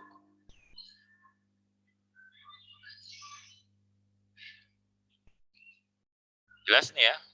Jadi ada saya cuplik dari yang meter kayu, samaannya itu jangan sampai salah, ada perlu saya rubah lagi. Ini instruksi kerja kita melakukan pengujiannya apa aja nih, kita bisa dibaca. Coba salah satu dari kalian siapa yang menjadi sukarelawan nih? Aulia Hastanti coba. Iya, Pak. Dibaca aja, Pak. Ya, instruksi kerja biar apa? Hafal dan ya bisa praktikum lebih lancar lagi. Ya. Panjang ban ukur baja diuji di atas komparator standar kerja tingkat 3 dan dikembalikan ke suhu 28 derajat Celcius dan gaya tarik 2 kg. Bila tidak ada komparator standar kerja tingkat 3, dapat digunakan ban ukur yang telah ditera dengan seksama dan itu apa Pak tulisannya? Kurang jelas ketutupan. Ya, nggak apa-apa. Ini intinya boleh diganti kalau misalkan tidak ada komparator standar dengan ban ukur lain yang lebih standar, yang lebih baik. Mangga lanjut. C. Hasil pengamatan dicatat dalam formulir. D. Ban ukur baja diuji dengan gaya tarik 5 dan 10 kg. E. Untuk menghilangkan pengaruh gesekan antara ban ukur baja dan meter standar kerja pada waktu pengujian, kesalahan dengan gaya tarik 5 dan 10 kg masing-masing ditentukan 2 kali, yaitu dengan menarik dan mengulur ban ukur baja dengan bantuan skrup mikrometer, sehingga garis nol dari ban ukur berimpit dengan garis 0 meter standar kerja. F. Kesalahan ban ukur baja pada suhu dasar 28 derajat Celcius dengan gaya tarik 5 kg adalah kesalahan pada gaya tarik 10 kg dikurangi kesalahan pada gaya tarik 5 kg. G. Kesalahan ban ukur baja pada suhu 28 derajat Celcius dengan gaya tarik 0 kg adalah 2 kali kesalahan ban ukur baja pada gaya tarik 5 kg dikurangi kesalahan ban ukur baja pada gaya tarik 10 kg. H. Kesalahan ban ukur baja pada suhu 28 derajat Celcius dengan gaya tarik 2 kg adalah kesalahan pada gaya tarik 0 kg ditambah dengan 2/5 dari kesalahan pada gaya tarik 5 kg. I. Panjang ban ukur pada suhu dasar 28 derajat Celcius dengan gaya tarik 2 kg adalah panjang nominal ditambah dengan kesalahan ban ukur baja pada gaya tarik 2 kg. Jelas nih ya, kalau untuk di alat ukur, jadi ketika ada perlakuan lagi, nggak cuman faktor terkoreksi, nggak cuman suhu doang ya. Ada faktor koreksi dari gaya tarik 5 kg, koreksi dari beban ya.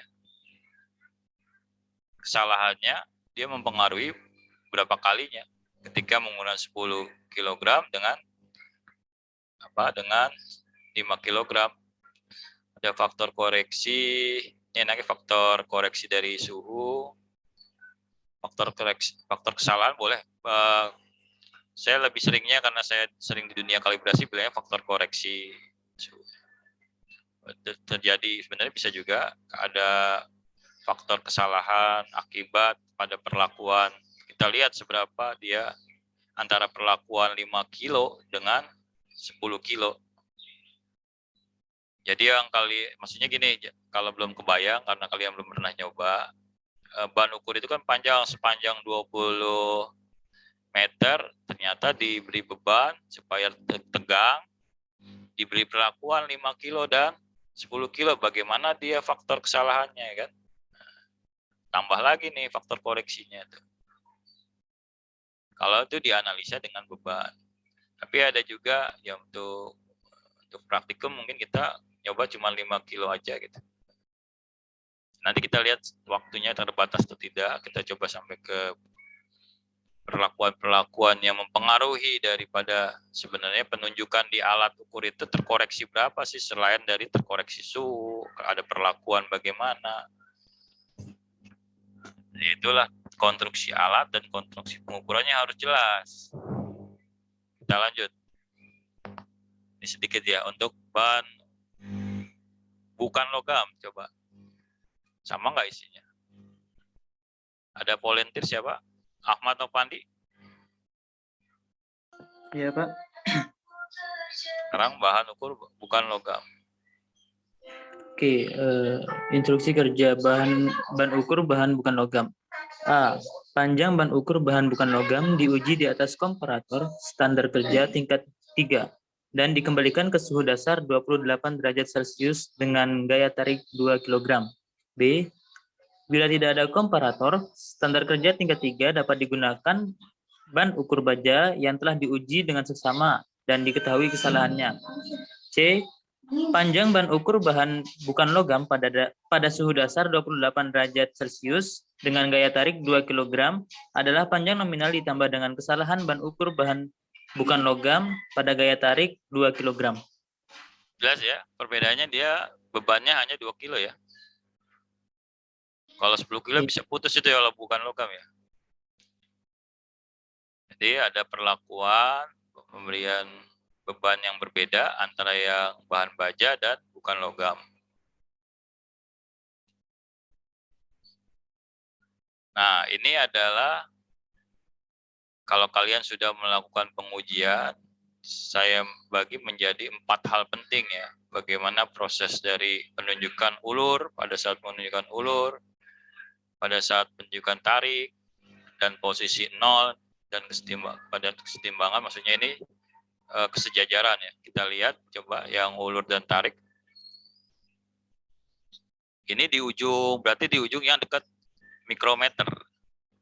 Ketika sudah di ketika sudah di timbangan kesejajarannya sudah dijepit dengan baik, sejajar dari ujung ke ujung, lalu dilihat setelah ada perlakuan tadi, pemberian berat yang berbeda, dilihat mikrometer ini koreksi berapa, 0, berapa, 1, berapa, ini jelas ya di mikrometer. Ini yang untuk ulur, jadi ada tarik biasanya lebih tegang ya. Nah, ulur ini kadang-kadang yang sulitannya suka bergeser nih.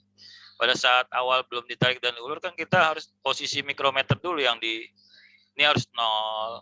Kemudian di ujung yang bukan di mikrometer, berarti ujung yang satunya lagi itu harus posisinya harus 0. Ya, nah ini ujung yang, jadi gini ada 2 ujung yang di mikrometer dengan ujung yang di posisi 0. Itu di awal yang agak sulit kita ya kalau yang sudah biasa mungkin akan lebih cepat untuk menjaga kesetimbangan titik nolnya dan titik 0 di mikrometer dan titik 0 di komparator maupun di ban ukurnya. Dari gambar ini ketika terjadi ada perlakuan tarik, terbaca di mikrometer berapa koreksinya. Kemudian ketika ada di ulur, ini ulur, di mikrometer terlihat berapa koreksinya. Dengan kondisi, ini dilihat, ini sering berubah nih kesejajaran, kesetimbangan, kemudian posisi 0. Ketika memberikan perlakuan ini bisa bergeser-geser ya, kalau kalian menjepitnya, engkolnya salah, dan lain sebagainya, tarik ulurnya salah, menggerakkan engkolnya terlalu cepat atau kurang stabil. Nah itu tadi teori kita bisa bagus, ketika kita nggak nyoba, nanti akan kewalahan. Nah kalau itu sudah semua terkoreksi dengan alat terkoreksinya nilainya punya, tadi kan ada 3 faktor koreksi ya, koreksi penunjukan di komparator 20 meter maupun penunjukan di di ban ukurnya, nilainya sudah maksudnya kesalahannya sudah bisa dilihat maupun koreksinya bisa dilihat dan memenuhi, kita coba lihat di BKD ini, maka kita sudah bisa membubuhkan tanda tera apabila dia masuk dalam range tera. Ada ketentuan tera dan tera ulang ya. Ini tera untuk bahan ukur baja. Coba saya minta bantuan dibaca. Artian pertemuan. Ya Pak. Pembubuhan tanda tera untuk bahan ukur baja. Pembubuhan bahan tera bahan ukur baja yaitu tanda daerah dibubuhkan di atas atau di bawah sebutan panjang ukur maksimum pada engkol atau pada songkang di bawah atau di atas merek pabrik. Yang kedua, tanda pegawai yang berhak dibubuhkan di samping kanan tanda daerah. Yang ketiga, tanda sah dibubuhkan pada tempat cap di dekat permulaan ukuran atau garis nol. Bila tidak ada sumber cap, maka tanda sah dicapkan pada sampak.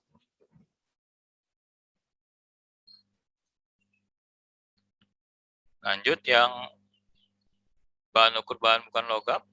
Adib Wicaksana.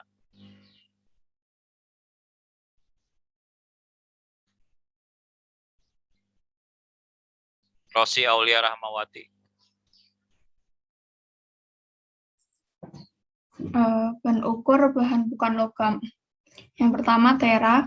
1. Tanda daerah ditapakkan pada kertas hologram dan diletakkan pada bagian tempat kosong di kotak penggulung atau sengkang pegangan. Yang kedua, tanda pegawai yang berhak dibubuhkan di sebelah kanan tanda daerah. 3. Tanda sah dibubuhkan di sebelah kanan tanda pegawai yang berhak. B. Tera ulang. Bahan ukur bahan bukan logam dibebaskan dari kewajiban tera ulang. Nah, jadi ini penting ya, pembubuhan tanda tera. Yang namanya peneraan, dia disebut menera kalau sudah ada pembubuhan tanda tera. Kegiatan memberi tanda, menera itu kan kegiatan memberi tanda. Peneraan kita melakukan seperti cara teknis kalibrasi. Nah, dikatakan dia sudah menera, dia punya kewajiban membubuhkan tanda tera apabila sesuai dengan BKD. Nah, di situ ada tanda daerahnya, ada tanda pegawai berhaknya, punya tanda-tanda tertentu, kemudian ada tanda sah. Dan dia punya ketentuan. Dari sini aja sudah jelas, mulai dari diatur, mulai dari pengujiannya sampai ke pembubuhannya harus sesuai dengan aturan yang sudah ditetapkan. Sehingga orang tidak kecurangan itu juga diatur ya. Orang nggak dipercaya ada tanda teranya itu asli atau bukan, mudah hilang ada itu. Apalagi yang banyak kasus ya. Dibubuhkan tanda sah BKD-nya di SPBU. Itu punya kriteria-kriteria tertentu yang menjadi standar di dalam aturan. Bisa dilihat ini dari teranya asli atau bukan. Apa dia sudah segelnya sudah rusak. Hanya bahan cara pembubuhan tanda tera untuk setiap besaran berbeda-beda juga.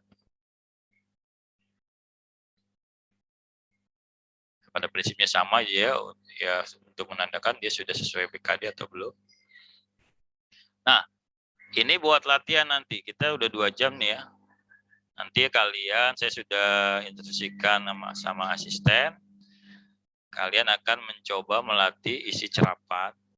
Ini pengujian, salah ketik lagi nih ya. Pengujian meter kayu dan bahan ukur itu dengan konsep sama ya.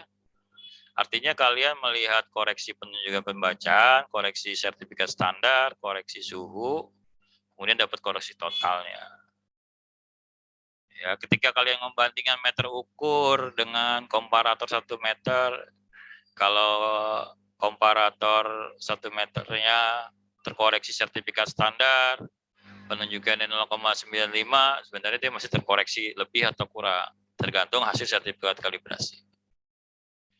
Yang contohnya apa tadi, meter kayu untuk yang mengukur kain, itu faktor koreksi dari suhunya, dari panjang mula-mula L0 ada perubahan karena faktor suhu, dia terkoreksi berapa panjangnya. Jadi bisa ditotal ya, sehingga penunjukan sebenarnya dia terkoreksi berapa sih kalau ditotalkan.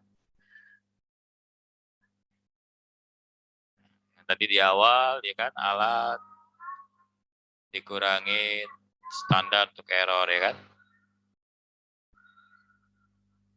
Ini jelas di awal nih ya. Kalian bisa lihat lagi nih error. Alat itu dipengaruhi apa aja, sertifikat dipengaruhi apa. Ini dilakukan 2 kali pengulangan nih nanti nih. Setiap maupun pengujian meter kayu dan bahan ukur itu nanti dilakukan pembacaannya, dilihat 2, 3 sampai 5 kali, semakin banyak semakin bagus. Apalagi kalau kalian mau menghitung repeatability dari alat harus dilakukan beberapa kali pengulangan. Sini cuma 2 kali tadi dirata-ratakan. Kalau suhu lingkungan juga kan suhu awal ruangan tuh kan kita cukup mengambil di awal sama di akhir, nanti dibagi dua. Ini sebenarnya kolom-kolom ini bisa kita buat sendiri ya, terkoreksi suhunya berapa, terkoreksi standarnya. Di sini mana terkoreksi standarnya, ada nggak? Kemudian ini ada jumlah keseluruhan, terkoreksi sudah termasuk faktor koreksi seluruhannya. Standar ada, faktor suhu ada. Cuman mereka menggunakan, kan saya baru terapan tuh model banyak ya. Saya baru dapat yang model seperti ini. Nanti ada ini yang horizontal ya, ada yang vertikal juga. Ini tinggal penjabaran aja. Ini sebenarnya untuk memudahkan di Excel-nya aja gitu kan. Ketika ini udah digabungkan, misalnya faktor-faktor alat tuh apa aja. Atau kalau di bahan ukur itu kan ada perlakuan, koreksi berapa, ntar tinggal kolom ini ntar dijumlahkan dengan kolom ini, jadi itu untuk memudahkan dijabarkan seperti ini. Sebenarnya kalau tanpa hasil pengujian kan kita bisa untuk meter kayu lebih mudah, langsung bisa terlihat karena tadi pengukurannya juga tidak sulit amat ya, masih tingkat 1, langsung bisa ditentukan sah atau tidaknya, cuma kita ukur sebentar itu. Kalau untuk bahan ukur kita ada beberapa perlakuan ya, kayak tarik ini contoh untuk cerapan bahan ukur, dia ada perlakuan yang 5 kilo dan 10 kilo.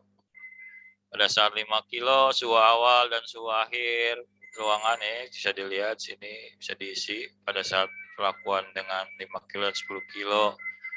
Kemudian panjang benda kerja, terkoreksinya berapa dari sertifikat standar. Kalau ada perlakuan berapa, CS nih, ada CS, ada karena sertifikat standar, ada karena pembacaan bahan ukur, CP di sini ya. CP, kemudian ada CT itu karena pengaruh suhu. Ini kolomnya ini vertikal, tadi horizontal kan, nggak beda jauh. Perlakuannya 2, 5 kilo dan 10 kilo diisi semua kan bisa. Kemudian bisa dibilang langsung koreksi yang mempengaruhi tadi. Nah, sini nanti dapat nilai. Koreksi berapa dia. Oke, jelas ya. Jadi ini ABC kan, ini suhu awal A. Awal mulai sampai akhir peneraan atau kalibrasi. Saya ulangin lagi, ini panjang benda standar kerja itu punya koreksi sertifikat CS yang B. Kemudian pembacaan bahan ukur dengan ini C bahan ukur itu CP penunjukan. Sini C, ini tinggal 2 kali dibagi, ya berapa kali dia, CP-nya ini CS, yang ini CT. Kalau kalian mau buat cerapan sendiri ya, mau buat vertikal boleh. Jadi kalau kalian udah tahu konsepnya, yang penting dia dipengaruhi oleh terkoreksi. Cuman 3 ini aja ya. Oke ya, mungkin itu sekarang pukul 11.50. Nanti dilanjutkan dengan asisten. Untuk asisten punya lagi cerapan yang beda ya. Mantap ya, kalian tuh nanti dengan berbagai model. Karena gini, setiap orang masuk ke lab yang berbeda-beda. Nanti kalian juga magang KPL di tempat yang berbeda, punya kreativitas cerapan tersendiri. Antara lab yang satu dengan yang lab yang lain itu akan berbeda secara tampilan cerapan, tapi secara isi dan konsep pengukurannya tidak akan jauh berbeda. Sama persis, tinggal penggunanya untuk apa. Untuk penelitian biasanya akan lebih banyak faktor koreksinya, nggak cuma 3. Ditambahkan perlakuannya nggak cuma dengan beban, misalkan dibakar dulu ya, itu tergantung penelitian. Faktor koreksi itu adalah berdasarkan tadi syarat teknis juga, konstruksinya yang signifikan tuh terlihat baru 3 tadi. Ya udah kita ikutin yang ada. Nanti kalau kalian udah mindsetnya udah gimana kualitas pengukuran, kan perkembangan metrologi itu, apakah kita akan menggunakan komparator yang jenis itu terus gitu kan, komparator 20 meter, apakah nggak menggunakan sistem instrumentasi yang lebih canggih, udah robot lihat kiri kanan itu udah robot yang lihat ujung sana ujung sini, mesin yang merapikan dan pengkondisian sinyal bergerak dari ada yang ya nanti kan ya selama itu belum ada perubahan gitu kan, poin-poin pentingnya itu tetap digunakan sesuai dengan aturan legalitas yang ada dulu. Nanti karena saya bicaranya gini, kalau saya tuh nggak mau bicara dari satu point of view peneraan, saya bicara dari semua berbagai sudut pandang, peneraan, kalibrasi, instrumentasi, belum lagi nanti standarisasi. Kalau di standarisasi kalian membuat uji kualitas berat besi ton sesuai SNI misalnya, ya, nanti ada lagi tuh kalian bikin alat ukur. Nah, ini satu usulan proyek akhir juga, itu sudah saya masukkan bagi teman-teman mahasiswa yang mau coba, ya terutama yang udah angkatan yang udah mulai mengambil proyek akhir ya, saya menawarkan untuk membuat alat uji kualitas beton ulir dan polos untuk tipe 1, 2, 3 itu berat perpanjangnya itu harus sesuai dengan standar. Ada SNI, aturan SNI-nya. Insya Allah lengkap lah kalau saya menyampaikan itu dari berbagai sudut pandang. Peneraan, kalibrasi, standarisasi. Ya. Mungkin itu sudah cukup ini. Ada pertanyaan? Bisa dilanjut? Asistensi? Insya Allah, Pak. Oke ya, siap ya. Baik, mungkin itu saja. Nanti dilanjutkan jam 1 ya. Jam 1 bisa kontak saya kalau asisten belum datang. Tapi saya sudah komunikasi. Kita punya WA group ya. Asisten saya tuh dengan Pak Dudi itu ada dikasih berapa orang asisten ya, ada 6. 2, 3 itu KPL diganti lagi ya. Itu yang ada aja. Tapi ya untuk materi ini kita sudah komunikasi. Jadi jam 1 ditunggu aja. Nanti teman-teman bisa coba isi belajar cerapan dengan model-model cerapan yang berbeda-beda. Ya, mungkin itu aja kalau tidak ada pertanyaan ya. Terima kasih atas perhatian dan partisipasi mahasiswa sekalian. Mohon maaf apabila ada kesalahan dalam penyampaian. Assalamualaikum warahmatullahi wabarakatuh. Waalaikumsalam. Waalaikumsalam warahmatullahi wabarakatuh. Terima kasih, Pak. Jaga kesehatan terus, Pak. Terima kasih, Pak. Semangat ya. Ya, Pak. Bapak juga Terima semangat, kasih, Pak. terima kasih, Pak. Siap. Ya, izin live. Assalamualaikum. Waalaikumsalam warahmatullahi wabarakatuh.